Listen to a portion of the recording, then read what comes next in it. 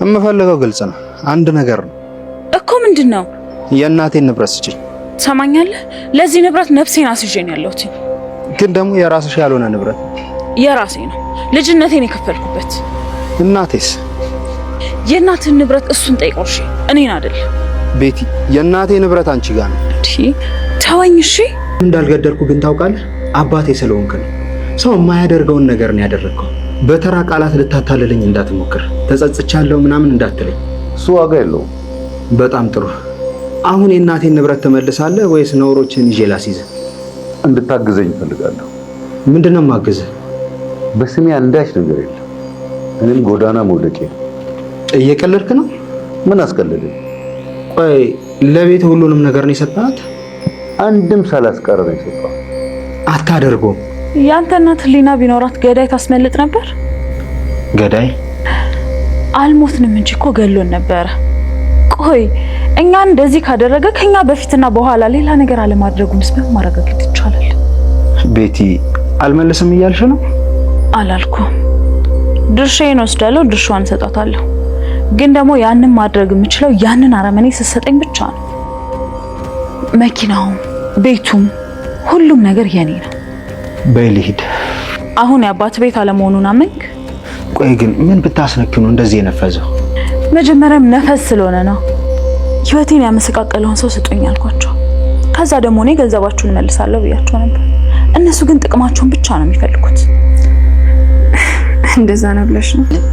የወንድሜን ቅጣት እኔ ተቀጥቼለታለሁ። ድጋሚ በሰላም ከሚኖርበት አምጥቼ እዚህ ችግር ውስጥ አልከተው። እሺ አለሜ፣ ውሳኔው እንግዲህ አንቺ ነው። እጠብቀዋለሁ።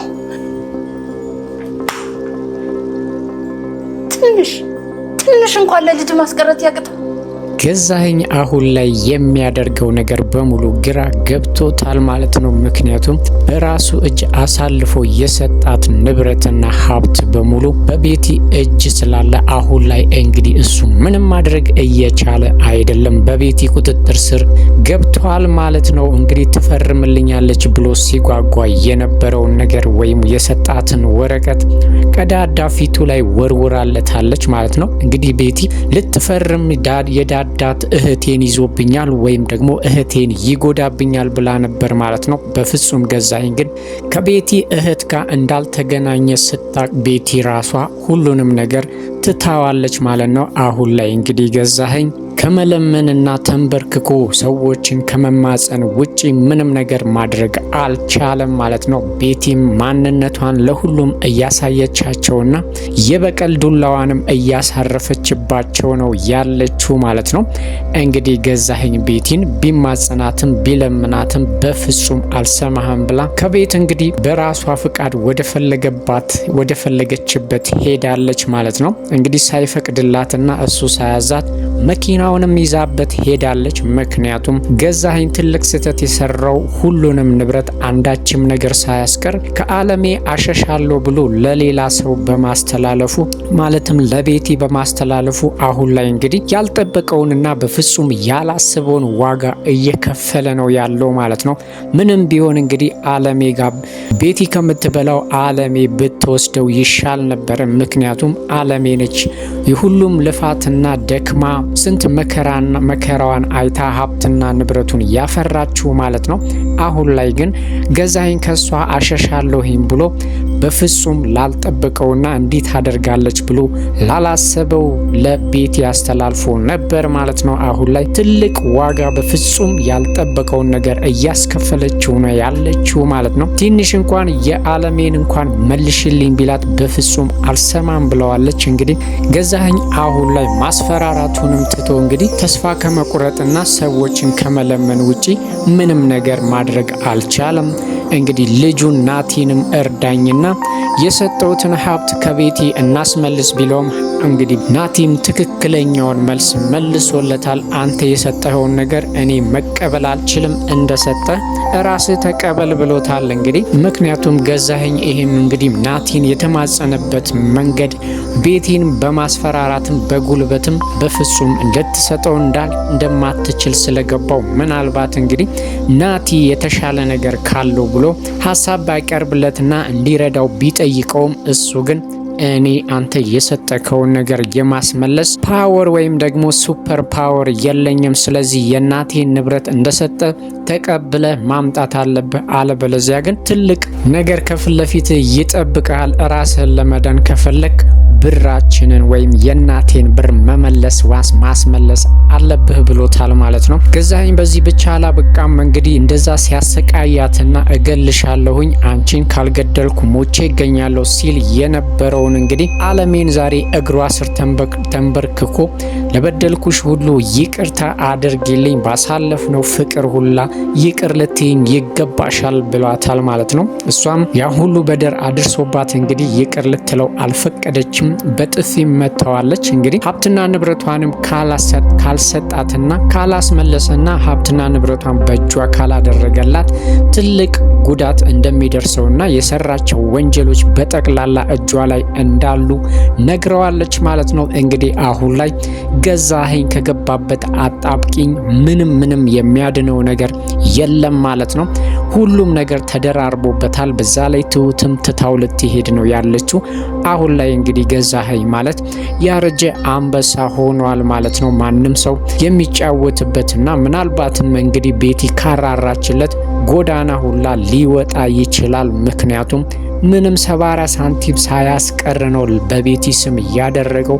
መኪናው፣ ቤቱ፣ ብሩ፣ ሁሉንም ነገር በሷ አድርጓል ማለት ነው። እንግዲህ ያኔ ፍቅር አውሮት ስለነበረም ነገሮች ወደፊት ሊቀየሩና መስመራቸው ሊስቱ ይችላሉ ብሎ አለማሰቡ ዛሬ ላይ እንግዲህ ከፍተኛ ዋጋ እያስከፈለው ነው። በዛ ላይ እንግዲህ አለሜ ላይ የፈጸመው በደልና ግፍም እሱ ራሱ ትልቅ ዋጋና ትልቅ ነገር ሊያስከፍለው ይችላል ማለት ነው። ቤቲም እንግዲህ የአለሜን ንብረት የመውሰድ አላማም እቅዱም የላትም። የሷን የሆነውን ነገር በጠቅላላ እመልሳለሁኝ ግን ደግሞ በአንድ ነገር ብቻ ነው ብላ ድርቅ ብላለች ማለት ነው። እንግዲህ ቤቲና አለሜ በፍጹም ሊግባቡና ሊወያዩ አልቻሉም ማለት ነው። አለሜም እንግዲህ ወንድሟን አሳልፋ መስጠት አልፈለገችም። ቤቲ ደግሞ ወንድምሽን አሳልፈሽ ካልሰጠሽኝ የምትፈልጊውን ነገር ከኔ እንዳትጠይቂ ወይም ደግሞ ትሰጠኛለች ብለሽ እንዳታስቢ፣ ለኔ አልሰጠሽኝም፣ የሰጠሽው ወይም ደግሞ የሚያገባው ገዜ ነው። ስለዚህ እሱን ጠይቂ፣ እኔን እየመጣሽ አትጨቅጭቂኝ ብላታለች ማለት ነው። እነ ናቲም እንግዲህ ሊያግባቧት ሞክረው ነበረ ማለት ነው አለሜን። እሷ ግን ወይ ፍንክች እያለች ነው ያለችው። በእርግጥ ነገሩ ትንሽ ይከብዳል ማለት ነው። ወንድሟ ካረፈበትና አርፎ ከተቀመጠበት እንግዲህ አምጥታ ልታስቀጣውና ልታሳስረው አትችልም። በዛ ላይ ደግሞ አለሜ እያለች ያለችው እኔ ወንድሜ ለሰራው ነገር እኔ ከፍየለታለሁ፣ ዋጋውን ከፍያለሁ። ቤቲ ያንን ሁሉ ስታደርገኝና ያንን ሁሉ ስትበድለኝ የነበረው እንግዲህ ወንድሜ ባጠፋው ጥፋት ነው። ለወንድሜ ከበቂ በላይ ቅጣቱን ወስጃለሁኝ። ስለዚህ እሱን አምጥቼ ድጋሚ ላስቀጣውና ላስፈርድበት ወይም ደግሞ ሌላ ችግር ውስጥ ልጨምረው አልችልም ብላለች። በእርግጥ አለሜ እውነቷን ነው በአንድ ወገን ማለት ነው። ግን ደግሞ በቤቲ ወገንም ሆነን ስናስበው ቤቲም ወንጀል የሰራ መቀጣት አለበት ነው እያለች ያለችው። ግን ደግሞ ቤቲ አለሜ ላይ ያደረገችውን ነገር በምንድን ነው የሚካካሰው ወይስ ደግሞ ቤቲን ማን ነው የሚቀጣት የሚለው ነገር ራሱ ትልቅ ጥያቄ ነው የሚሆነው ማለት ነው። አንዱ ወገን መፍረድ አሁን ላይ እንግዲህ በጣም አስቸጋሪ ነው የሚሆነው ማለት ነው። ግን ደግሞ ቤቲ ቅልብጭ ያለና ቁልጭ ያለ ነገር አስቀምጣለች። ወንድምሽን ካመጣሽ የምትፈልጊውን ወይም ደግሞ ያንቺ ድርሻ የሆነውን በሙሉ ሀብትና ንብረት አንዳችም ነገር ሳላስቀር እሰጥሻለሁኝ ብላታለች ማለት ነው። ሌላው ህይወት ነች። ህይወት እንግዲህ አሁን ላይ ቤቲ እያደረገች ያለችውን ነገር ካወቀች ምናልባትም ቤቲ እስካሁን ድረስ ለለፋችበትና ብዙ መስዋዕት የከፈለችለትን ነገር ልታከሽፍባት ትችላለች። ምክንያቱም እንግዲህ ቤቢ ራሱ እየነገራት ነበረ። አሁን ላይ እንግዲህ አንቺ የምታደርጊውን ነገር ህይወት አምና የምትቀበለው ነገር አይደለም ብትላት ብሎ ለመምከር ቢሞክርም አሁን ላይ እንግዲህ እኔ የሚያሳስበኝ የእህቴ ደህንነት ነው እንጂ እየተፈጠረ ስላለው ነገር አይደለም ብለዋለች። እንግዲህ ህይወት አሁን ላይ ቤቲ ሰዎች ላይ እያደረገችና ሰዎችን እየበደለች እንደሆነ ካወቀች ወይም ደግሞ ሰዎችን ለመበቀል ይሄንን ሁሉ ርቀት እንደሄደች ካወቀች በፍጹም ልትታከም አትችልም ማለት ነው። እንግዲህ ቤቲም ያንን ብር ላለመመለስ እየጣረች ያለችው እህቷን ለማሳከም ነው። እህቷ ደግሞ ማለትም ህይወት ቤቲ የተራመደችበትና ያደረገችውን ነገር ካወቀች ምናልባትም ቤቢ እንዳለው በፍጹም ልትቀበልና በቤቲ ሀሳብ ልትስማማ አትችልም ማለት ነው።